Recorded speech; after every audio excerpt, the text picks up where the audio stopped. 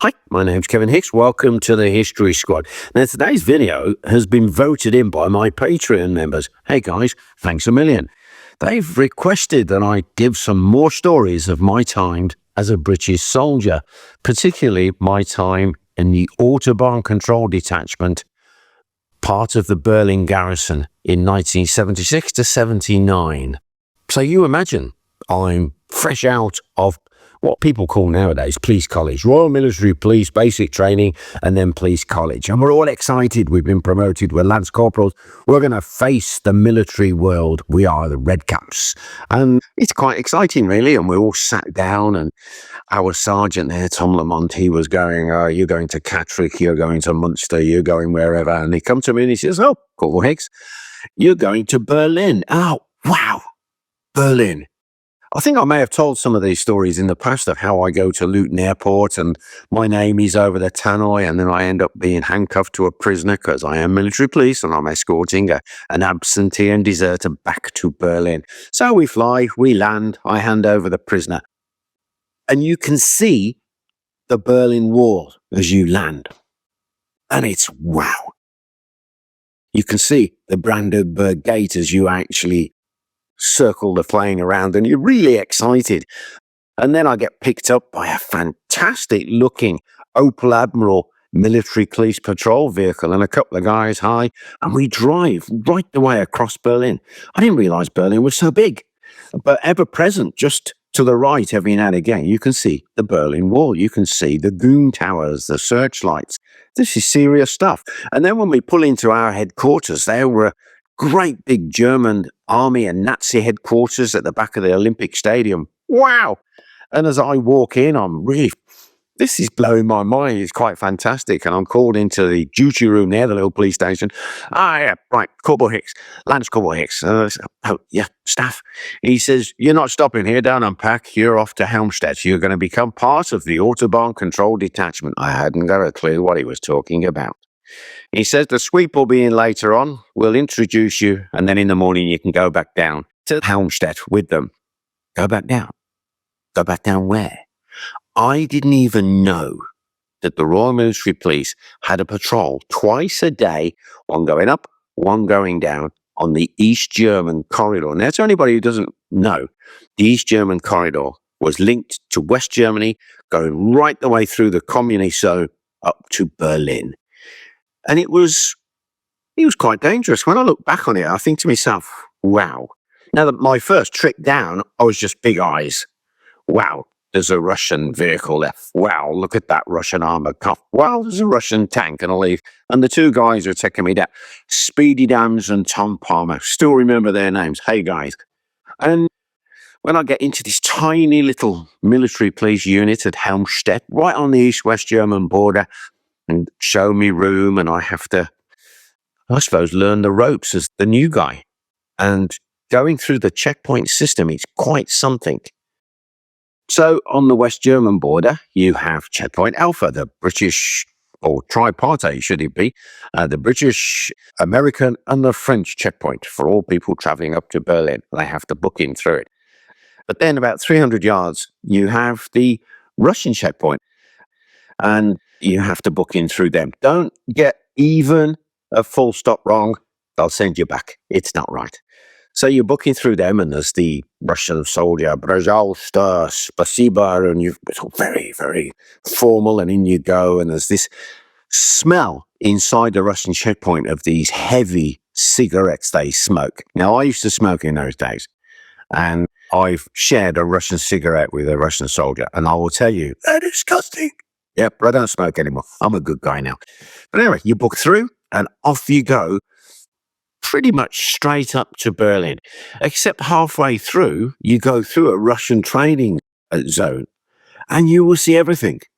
Tanks, armored cars, aircraft, helicopters. You might even blunder through an exercise, and you report back all the intelligence that you see. It was really exciting. But as time goes by, you start to realize that what you're doing is you're like a mini spy, aren't you? You're recording in your mind, oh, look at that over there, look at this over here. And the shock to me was when we came down, I think I've been in Helmstedt for about a year, and we're coming back down from Berlin. And that there in front of us is a load of T-62 tanks. 3 miles of T-62 tanks plus support vehicles. But when I think back, I'm sure some of them were being towed or some of them were broken down. It was just a show of strength. And another time we saw massive, like intercontinental type ballistic missiles being moved on these great big tracked vehicles that you normally see on the parades, on the May Day parades on the Red Square. So although we were routinely keeping the corridor of freedom open up to Berlin, it was almost as if we were treading right into the heart of the Cold War. Were the Russians building up forces? Were the Russians ready? Was the East German army coming down? So it could get very, very serious. But I remember coming down, it was in my early months at Hallstatt when the OC, the officer commanding, called me, "Oh, go Hicks. Let's go Hicks." "Oh, sir." Yeah. He said, "I've just seen your weapons test scores." "Oh, really, sir?" I didn't even know they recorded them. "You're pretty good with a pistol, aren't you?" "Yeah, I'm not bad, sir." He says, "Right, you're going up to Berlin to take part in the tripart Berlin shoot." "Oh, right, sir. There's your orders." And I was basically given a Land Rover, drew me pistol, and got me joining the instructors. I got to Ruhleben Ranges, which is just on the edge of Berlin, which, funnily enough, was an officer's prisoner of war camp for the British or for the Germans, British officers during the First World War. So when I turn up, I'm told, "Oh, you're not with us. You're not in the British team." "No, we're giving you to the American team." So all of a sudden, I'm into the world of the US Army. And I'm introduced, and lieutenant and sergeant and all these different people. Top Sergeant King. Wow, what a guy he was. He'd been in Vietnam. He was one tough guy, a great soldier, gave me some tips how to shoot. So as I start to look around, there's another Brit, and he is on their submachine gun. And then just a bit further round on the M60 are two of our para guys. And I thought, oh, great, because I started off as a little junior in the parachute company. So I went and said hello, and we're all getting on great. And we're totally integrated with our American team. And we even had some French guys in there. My part on the pistol, I trained, and on the great day of the shoot, boy, was it complicated. I think we had a stack of something like 10 or 12 magazines with different loads in it, and we had to do the shoot in so many different ways. Don't forget, I was only a young soldier. But anyway, bang, bang, away we go, and we have to run around. We do this, bang, bang, bang. And at the end of it, job done, away the scores go. I'm given a chance to have a go on the M60. Wow. And then have some fun with the grease gun, the old American gun. In fact, I think I had my photograph taken with one. It was great. And then we find out we've won. Team A, USA. We've won. And we've won right across the board. And we've got to get up. We've got the winners' medals. And I'm kind of, wow, this is all beyond me. And there we all are, this great big team A of Americans and Brits and a couple of French. And along comes a British general in all his splendor with his sword and all that kind of stuff. And he starts at the end there. And the way he's talking, "Oh, hello." He talks as if he's there, "Hello, jolly colonial." "Oh, yes, yes, yes." And then he comes to me and he goes, "Hang on a minute. You're British, aren't you?" And I'm thinking, well, yeah. And "What are you doing here?" I said, "Sir, we're seconded to the American team, sir." "Good Lord," he says, as he looks to his aide-de-camp. "No wonder they won. They got bloody British with them." And as he turns, he sees the guy with the grease gun. "Oh, another one." And when he sees the paras with the M60, he he throws his teddy bear out of his pram. And as he turns, he trips over his sword. And the American lieutenant next to me says, "Don't worry, Kev, we have them too." It's amazing when you used to cross that East German border, it became routine. But at the back of your mind, you knew that people trying to escape from Berlin or get across the East-West German border very often paid for that attempt with their life. So there is that serious part of it, but you put it to the back of your mind. You got on with the routine. I remember pulling in to a lay-by, a Parkplatz or a pull-in on the Autobahn up to Berlin, about halfway up there. And there were 2 East German soldiers tucked in the corner with a clapped out East German army motorcycle. These guys, their uniforms were worn out, and they looked at us with absolute horror. Oh my goodness me, the British are here. So everything they'd heard about the West is suddenly there with this great big military police car. I get out, British Royal Military Police, and I've got a bottle of Coke in my hand. And I thought, I'll just have a Coke.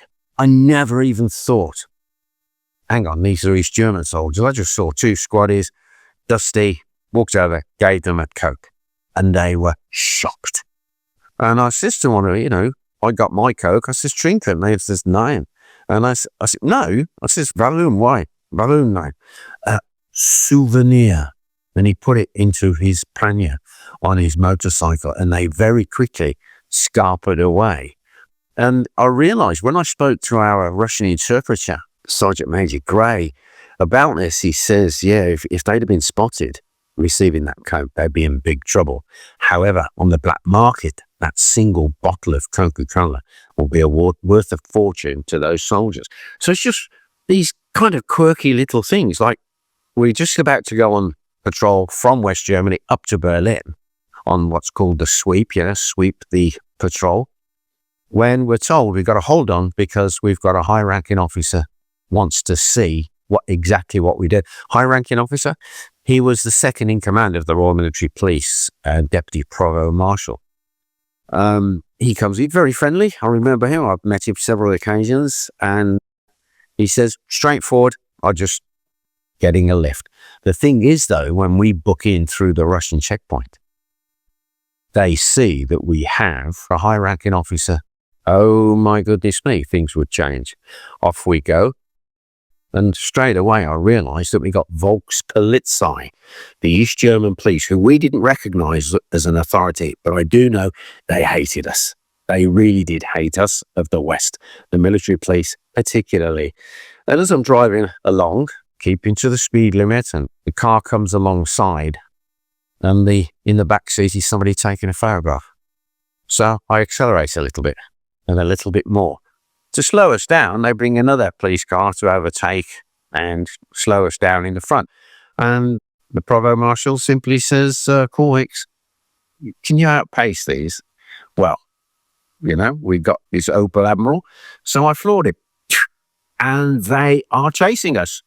And I'm thinking, wow, it's real. All of a sudden, we've gone from a routine drive up to Berlin to being chased by the Volkspolizei, who want photographs of everybody inside, right? It's just harassment. However, they took it a bit too far. I outpaced them, and then alongside us comes a Volkspolizei, a sort of pursuit vehicle of some kind. But in front of me is a vehicle. I indicate, and as I go to overtake him, he tries to push me in. And the Provost Marshal is now leaning on the seats between the two of us, all excited, when I continue to pull out and the Volkspolizei goes down the central reservation, the grassy bit, which is fine, except for the concrete marker telling you how many kilometers you've traveled when he hit it head on. We didn't stop. We didn't recognize them. We simply carried on all the way to Berlin, booked out through the Russian checkpoint. And when we get into Berlin, the Provost Marshal is there, so well done, guys. Wasn't that exciting? Just another day in the life of the military police patrols, the sweeps on the East German corridor. Being stationed at Hallstatt on the East-West German border, and Berlin, of course, you're very conscious of the threat of espionage, Russian or East German spies. And we actually had one working within our unit at Hallstatt. We'd always had a few suspicions of this lady, but intelligence reports were put in about her traveling through East Germany, and she'd been arrested.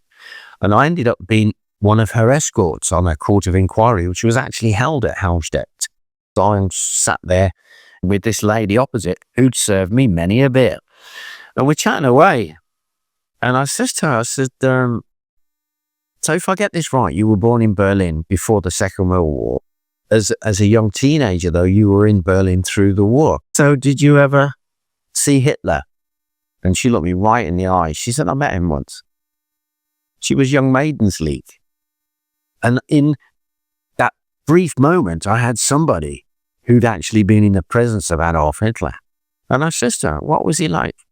She says, well, to us, he was like a god. When he spoke to us, we trembled.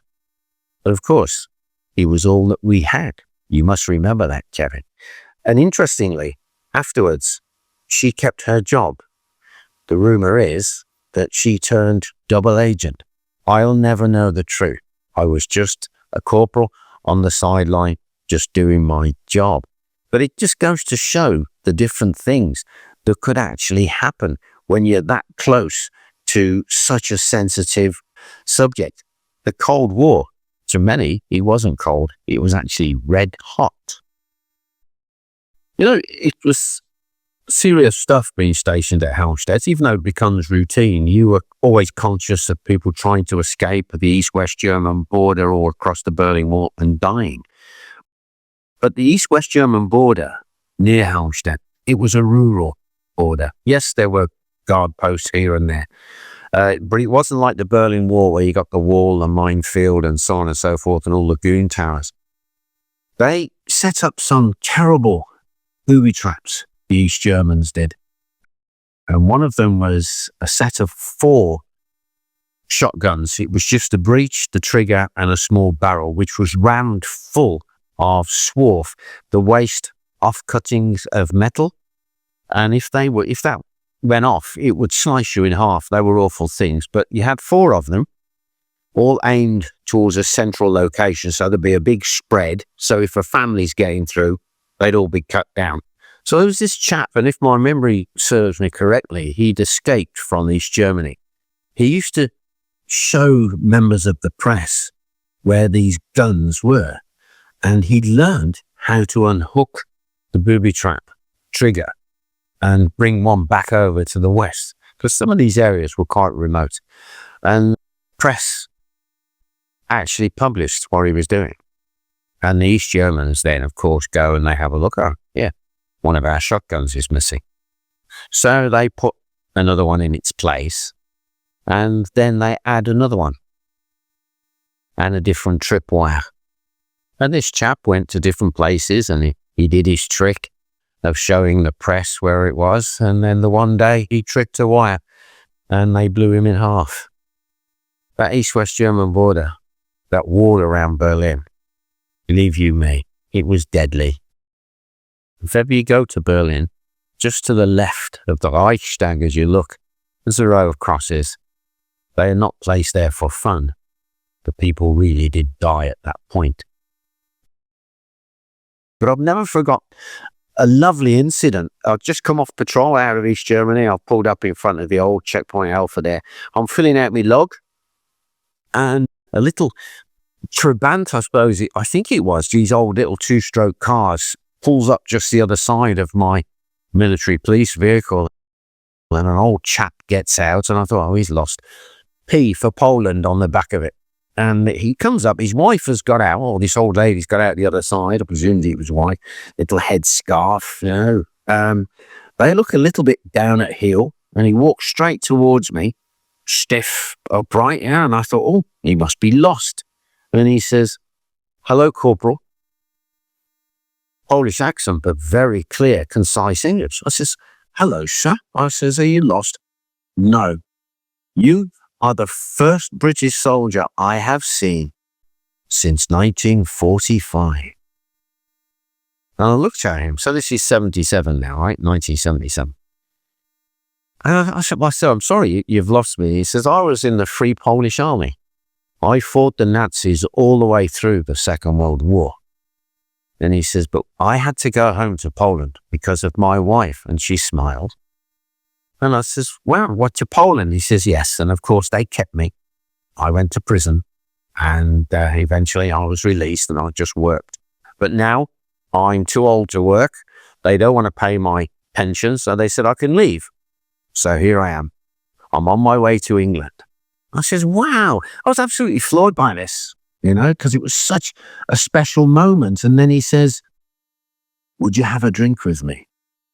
And out of his pocket, he's got a small bottle of, he called it Wiśniówka, some form of Polish brandy, cherry brandy or something, and two little vodka glasses. And he puts them on the hood of my Opel Admiral patrol car, and he pours a little measure out to each.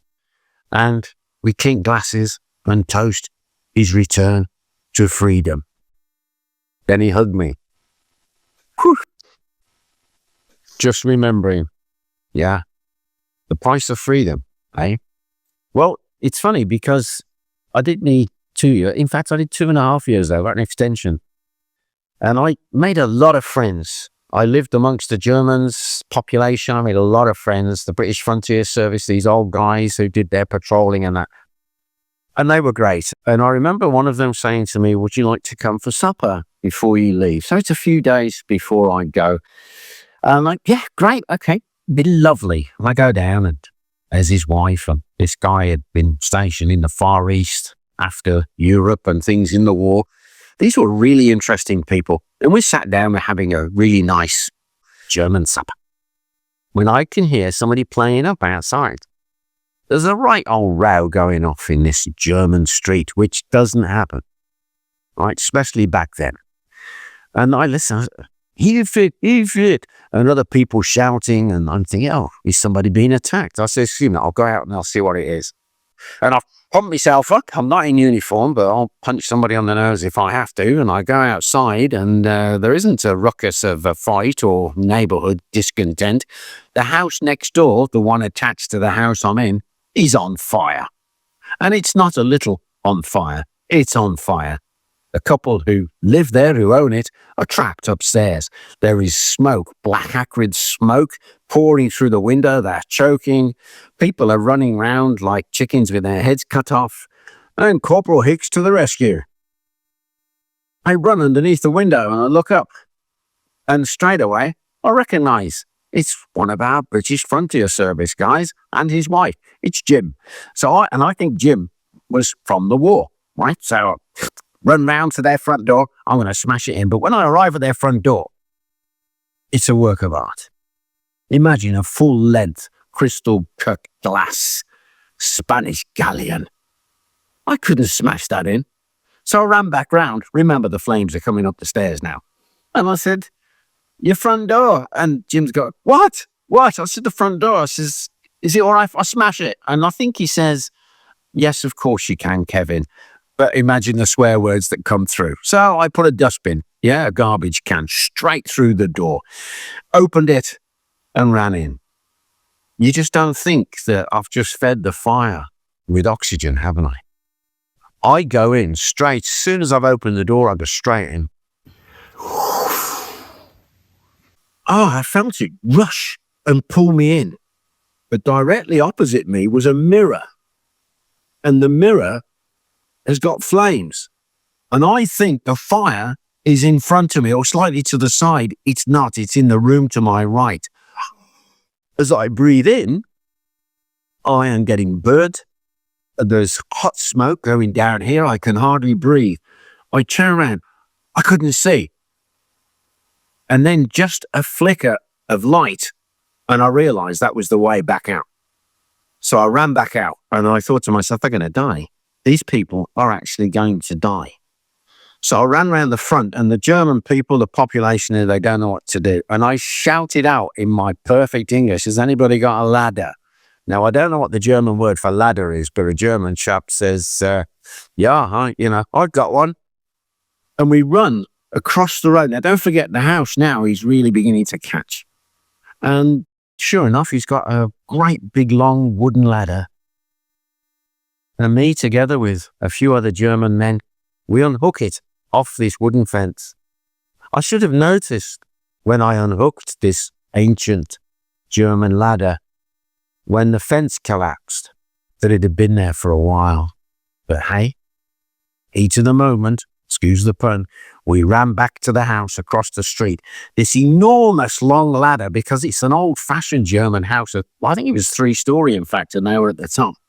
We've got it there. Then everybody stands back and looks at Kev, who without even a thought, straight up the ladder. And there is the wife in her nightie. I grab her. Now, she was a plump lady, bless her. And I grab her onto the ladder. And as her husband, Jim, he says to me, save her. He knew he was going to die. And I could feel the heat, the whole thing, the acrid smoke. It was just awful.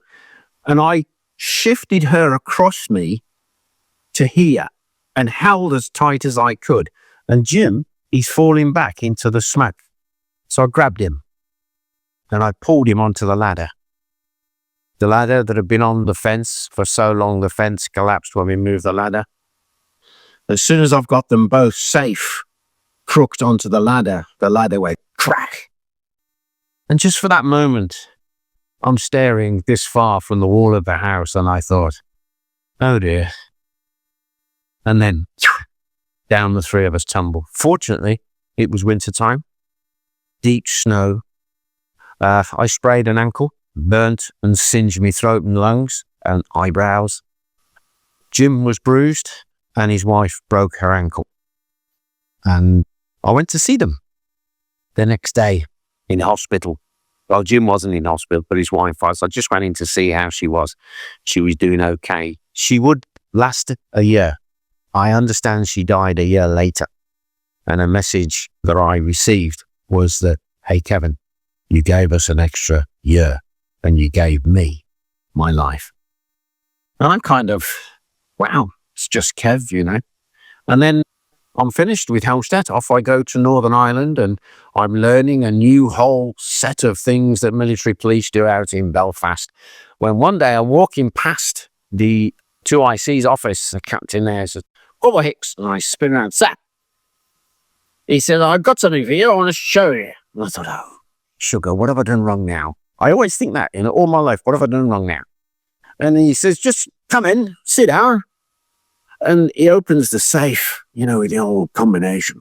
And there's a big citation in a frame with a special tie. And he said, "This has been awarded to you, you brave bugger. I didn't know you'd done this."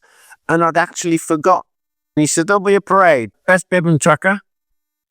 And sure enough, there was a parade and dignitaries came and they presented Corporal Kevin Hicks, Royal Military Police, the Colonel-in-Chief's commendation for bravery. And you have a special tie, which is the honor that you can wear with your blazer. And it still hangs next to my medals to this very day. I wasn't being brave. I was just there. I was just doing my job. Well, I hope you enjoyed that video of my reminiscing of my time in the British Army at Helmstedt. If you did, like, share and subscribe. And if you'd like to support the channel further, have a look at joining our Patreon community. The link, it's in the description. Now, before I finish, a quick shout out to a couple of my Patreon members. I've written their names down so I don't forget them. Here we go. Debbie Glasby and Carlos Rendon. Hey guys, thanks a million. Without your support, I wouldn't be able to do all of these films. So once again, thanks a bunch.